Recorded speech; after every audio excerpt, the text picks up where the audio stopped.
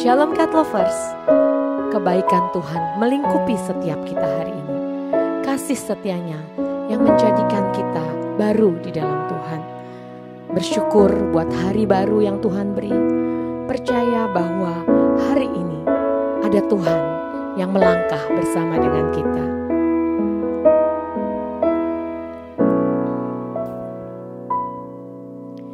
Yesus, Kau sungguh baik.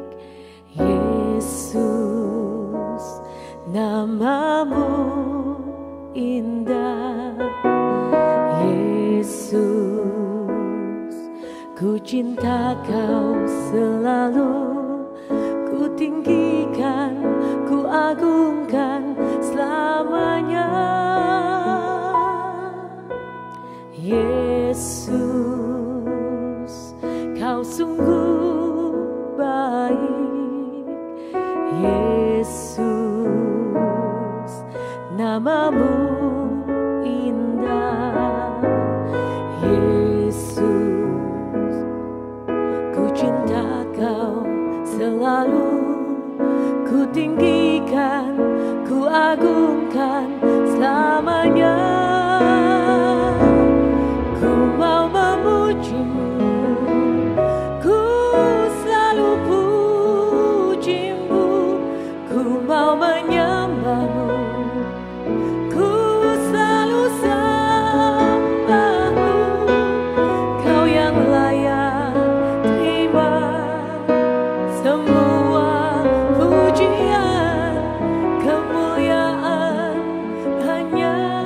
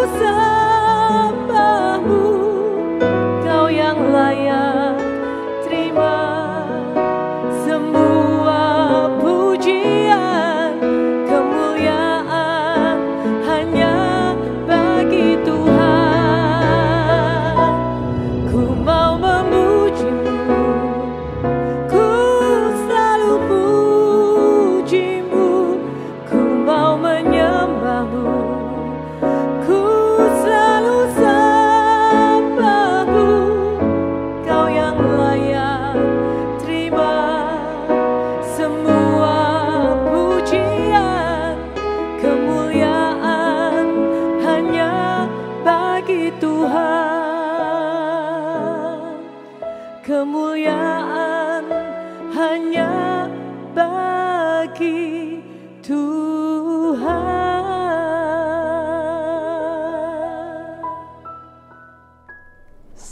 God's lovers, bertemu kembali dalam program Words from Heaven. Menjadi orang yang berkenan di hati Tuhan, bagian yang kedua. Di antara begitu banyak orang atau tokoh dalam Alkitab yang punya hubungan dengan Tuhan, yang mengenal Tuhan, ada satu orang yang spesial di hati Tuhan, dan orang itu adalah Daud. Daud punya tempat yang spesial di hati Tuhan. Kisah 13 ayat 22 katakan, setelah Saul disingkirkan, Allah mengangkat Daud menjadi raja mereka. Tentang Daud, Allah telah menyatakan, Aku telah mendapatkan Daud bin Isai, seorang yang berkenan di hatiku, dan yang melakukan segala kehendakku. Daraku, bagaimana Daud bisa dekat dengan Tuhan dan menyenangkan hati Tuhan sehingga dia menjadi orang yang berkenan di hati Tuhan. Kita akan belajar dari 3 kebiasaan Daud yang berkenan kepada Tuhan. Yang pertama, Daud mempunyai hati yang dengar-dengaran kepada firman Tuhan. Ini sudah kita bahas di Word from Heaven kemarin. Sekarang sifat atau kebiasaan Daud yang kedua yang berkenan di hati Tuhan adalah kebiasaan Daud selalu bertanya dan curhat kepada Tuhan. Dia menulis dalam Mazmur 62 ayat 9 katanya, percayalah kepadanya setiap waktu, hai umat, curahkanlah isi hatimu di hadapannya. Allah ialah tempat perlindungan kita. Wow. Kepada siapa kita biasa curhat, saudara? Kepada istri kah atau suami kah? Kepada teman baik, kepada orang tua, kepada gembala saudara? Atau di zaman sekarang curhat lewat medsos, lewat Facebook, Instagram, WhatsApp, mengubah status dan lain-lain. Seringkali kita bilang, aduh gue lagi bete, wah I hate Monday dan lain sebagainya. Sesungguhnya curhat bicara tentang sesuatu yang sangat dalam di hati, sesuatu yang sangat pribadi, sesuatu yang membuat kegoncangan, kegelisahan, kegalauan, ketidaknyamanan dalam kehidupan seseorang. Daud juga tidak lepas dari berbagai masalah dan tekanan yang berat dalam hidupnya. Salah satu dari masalah yang sangat berat bagi Daud adalah waktu dikejar-kejar oleh Absalom, anaknya sendiri, dan mau dibunuh. Betapa hati Daud sebagai seorang ayah yang mencintai anaknya tentu mengalami kejadian yang sangat menyakiti hatinya ini. Tapi Daud curhat kepada Tuhan. Curhatan Daud kepada Tuhan ditulis dalam Mazmur pasal 3. Mazmur Daud ketika ia lari dari Absalom anaknya. Ya Tuhan, betapa banyaknya lawanku. Banyak orang yang bangkit menyerang aku. Banyak orang yang berkata tentang aku, baginya tidak ada pertolongan daripada Allah. Tetapi Engkau Tuhan adalah perisai yang melindungi aku.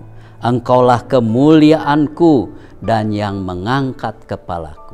Dengan nyaring aku berseru kepada Tuhan, dan ia menjawab aku dari gunungnya yang kudus. Aku membaringkan diri, lalu tidur. Aku bangun, sebab Tuhan menopang aku. Aku tidak takut kepada puluhan ribu orang yang siap mengepung aku. Bangkitlah Tuhan, tolonglah aku ya Allahku. Ya, Engkau telah memukul rahang semua musuhku dan mematahkan gigi orang-orang fasik. Dari Tuhan datang pertolongan, berkat-Mu atas umat-Mu. Luar biasa. Ayat 2 dan 3 Daud mencurahkan perasaan tekanan yang dia alami, khawatirnya kepada Tuhan. Dia curhat bahwa banyak yang melawan dia, tidak lagi setia, bahkan anak kandungnya sendiri. Dia curhat bahwa orang berkata, bahkan penasehat terbaiknya pun mengatakan bahwa Tuhan sudah meninggalkan Daud.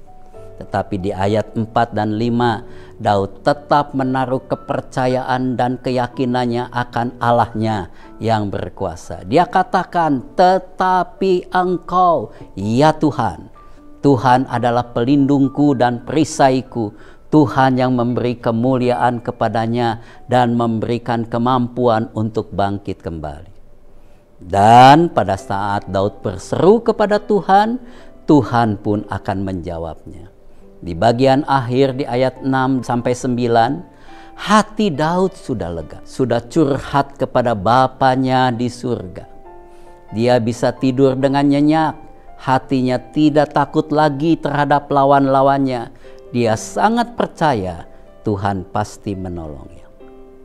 Daraku, Tuhan Yesus pun, Tuhan dan Juru Selamat kita, mengundang kita semua yang berbeban berat, yang sedang letih lesu karena suatu dan lain sebab. Dalam Matius 11 ayat 28 dia katakan, marilah kepadaku kamu sekalian yang letih lesu berbeban berat. Aku akan memberikan kelegaan kepadamu. Belajarlah curhat kepada Tuhan Yesus dulu. Kebiasaan Daud ini menjadi contoh buat kita. Kebiasaan Daud yang ketiga kita akan bahas di Word from Heaven besok. Saudaraku, mari kita berdoa.